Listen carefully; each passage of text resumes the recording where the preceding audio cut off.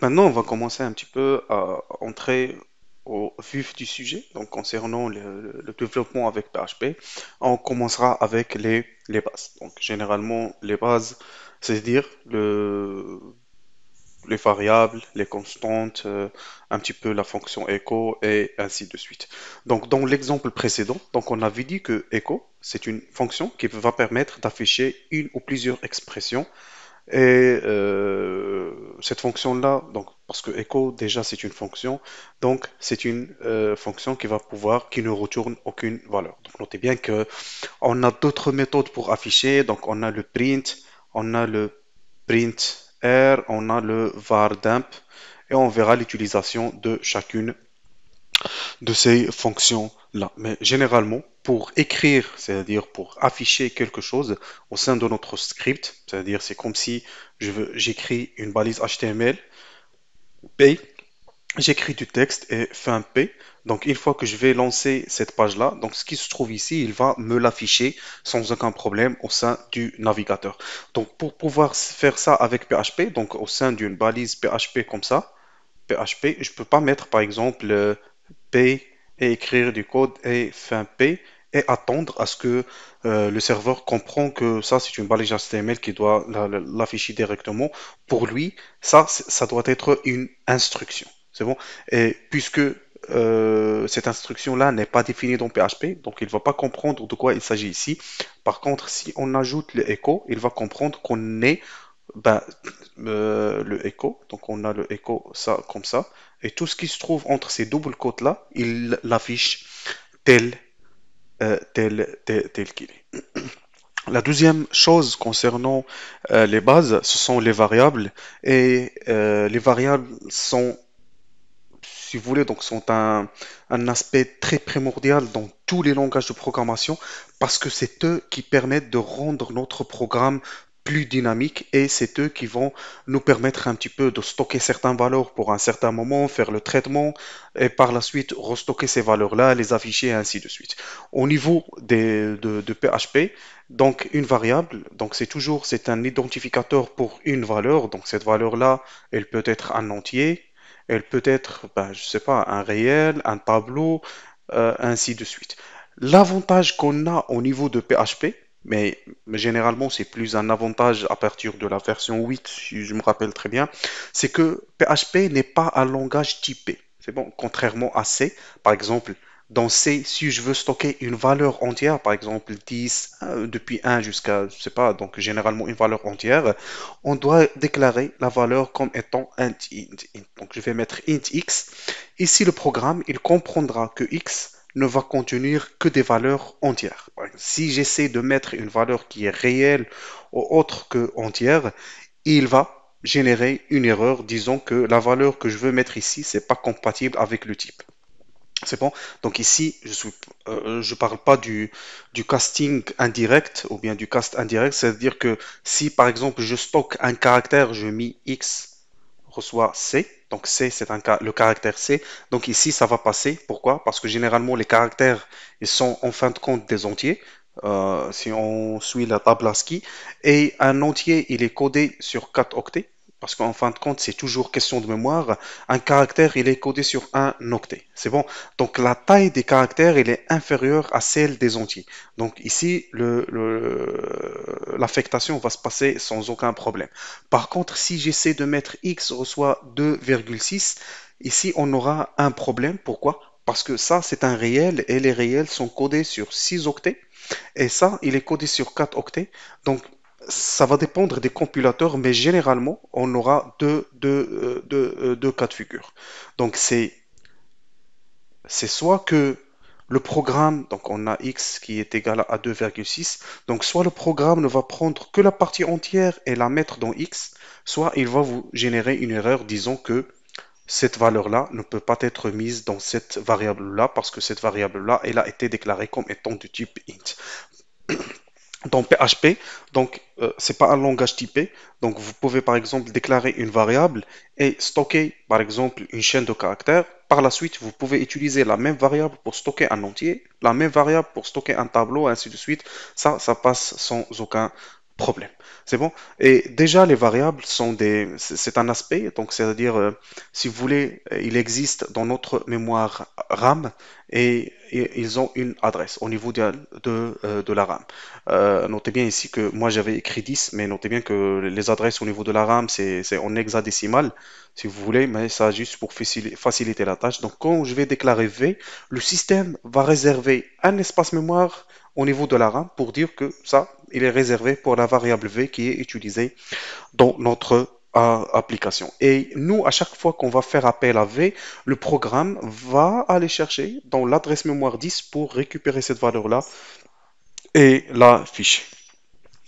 Et notez bien qu'en PHP, contrairement aux autres programmes, donc si on a un programme en C ou en Java, tant que le programme il est en exécution, la variable existe toujours. C'est bon? Donc on doit terminer l'exécution du programme pour libérer cet espace-là. PHP, c'est que tant que la page elle est en cours de génération, c'est-à-dire que les données, donc elle est en train d'être générée, la variable existe. Une fois la page a terminé sa génération, l'espace il est automatiquement libéré. Donc en PHP, pour pouvoir déclarer une variable, on commence toujours par un dollar et puis le nom de la variable. Et il existe certaines règles, pareilles pour tous les autres langages. Donc on doit éviter les accents et les CD.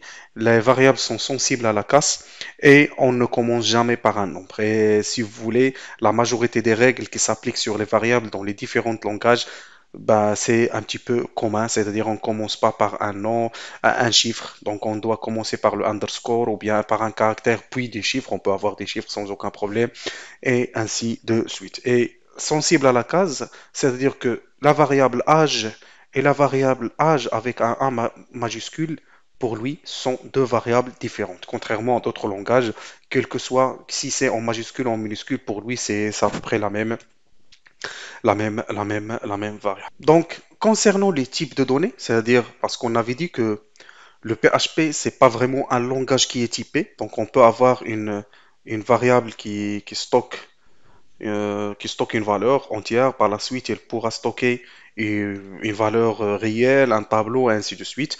Donc, généralement, ici, comment on peut connaître le type des données, c'est-à-dire c'est en connaissant la valeur. Donc, il existe certaines fonctions en PHP qui permettent de dire est-ce que isInt, si je me rappelle très bien, isInt, isArray, ainsi de suite, donc cette fonction-là, ce type de fonction, il retourne un boolean, c'est-à-dire que si j'ai par exemple la variable A et j'ai mis dans A, donc pour l'affectation c'est égal, si j'ai mis par exemple 1, 2 points égal si je me rappelle très bien, donc on va voir ça, je pense que c'est juste le égal, 2 points égal c'est dans le PLSQL. C'est dans le A, donc j'ai mis le 1, je peux mettre par exemple isInt, je m'excuse, is, si vous voulez, int, et je lui passe comme paramètre le nom de la variable qui est a. Donc cette fonction-là va retourner le type de la variable indiquant s'il est vraiment un entier ou pas. Ou bien on peut utiliser la fonction vardump. Donc cette fonction-là, elle est vraiment trop utilisée, surtout par les développeurs.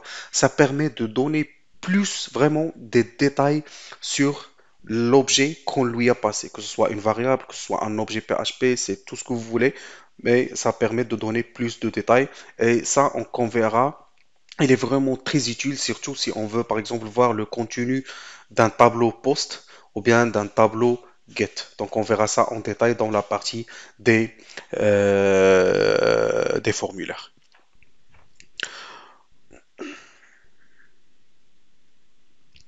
Donc aussi au niveau de PHP, on a ce qu'on appelle les variables globaux ou bien qui est un tableau associatif qui va contenir ou bien qui contient une référence à toutes les variables qui sont définies dans la portée globale du script. Global, donc pour pouvoir accéder à ces variables-là, il suffit juste de taper global et par la suite le nom de la variable parce qu'on avait dit que ça c'est un tableau associatif. Donc une fois qu'on va voir la partie tableau au niveau de PHP, donc vous comprendrez de quoi c'est quoi un tableau associatif. Donc généralement ce que vous pouvez faire c'est juste un vardump global parce que ça existe par défaut au niveau de PHP et ça va vous permettre de lister tous les variables globales au niveau de votre code. Aussi, parmi les types de variables qu'on a, on a les constantes. Donc, généralement, les constantes, euh, ça existe dans tous les langages de programmation. Et l'avantage qu'ils ont, c'est qu'une fois une valeur a été associée à à une variable constante, ça, elle ne peut plus être modifiée par, par la suite. Donc, pour pouvoir déclarer une variable constante, et je pense que si vous avez déjà vu le PHP, c'est que euh, vous avez vraiment croisé des variables constantes. Donc, on utilise la fonction define. Donc cette fonction-là, elle accepte deux paramètres. Le premier, c'est le nom de la variable. Généralement, on l'écrit toujours en majuscule, tel est le cas ici. Et puis, un virgule, le deuxième paramètre, c'est la valeur. Donc la valeur, elle peut être une chaîne de caractères, un entier, un réel, c'est tout ce que vous voulez. Et, et pourquoi on met les noms des constantes en majuscule? C'est juste pour les différencier des variables. Et notez bien qu'à partir de la version je me rappelle pas si c'est... Voilà, donc depuis PHP 7, notez bien qu'on peut définir des variables de type tableau. C'est bon, parce que des constantes de type tableau, donc excusez-moi ici. Donc notez bien que je peux écrire le nom de la variable en minuscule, ça cause pas de problème, mais notez bien qu'il est préférable de les utiliser comme des majuscules, comme ça. S'il y a une autre personne qui travaille sur votre code, et elle comprendra qu'il s'agit d'une constante qui a été définie et elle verra un petit peu la différence entre la variable. Aussi, notez bien qu'il existe des constantes qui sont prédéfinies en PHP et qu'on pourra utiliser pour pouvoir accéder à certaines ressources. Donc la première constante, c'est deux underscores, c'est-à-dire deux tirés avec le 8 et puis line. Donc cette constante-là, elle permet d'accéder au numéro de la ligne courante, c'est-à-dire au numéro de la ligne où il a été écrit. Ou bien on a le file, donc elle permet d'accéder le chemin du fichier où se trouve le chemin du dossier où se trouve le fichier. On a le dir, donc ça permet de donner le chemin complet du fichier où il se trouve au niveau de notre serveur. Et le dir, ça permet de donner le chemin du dossier où se trouve le fichier. C'est bon? On a le function class et méthode. Donc ça, ce sont trois constantes qui concernent la programmation orientée objet. Là, mais généralement, function, non, je m'excuse, donc je suis en train de dire des bêtises. C'est juste classe et méthode parce que function, c'est à part. Donc, si on est en train d'écrire une fonction au niveau de PHP, donc il suffit juste de taper, par exemple, deux underscore function. Ça permet de retourner le nom de la fonction dans laquelle elle a été appelée. Classe et méthode, donc ça, on peut l'avoir dans la programmation orientée objet. Ça permet de retourner le nom de la classe et ça permet de retourner le nom de la fonction au sein de la classe. Parce qu'au niveau de la programmation orientée objet, on a une classe et on a des fonctions au sein ou bien qui agissent sur ces classes-là. Généralement, function et méthode, c'est à peu près, ils font référence à la même chose qui sont en fin de compte que des fonctions. Mais juste pour différencier un petit peu les fonctions de la programmation modulaire des fonctions de la programmation orientée objet. Les fonctions au niveau de la POO, on les appelle mes méthodes. Et finalement, on a le namespace qui est apparu à partir de la version 7 de PHP qui permet de donner le nom du current namespace.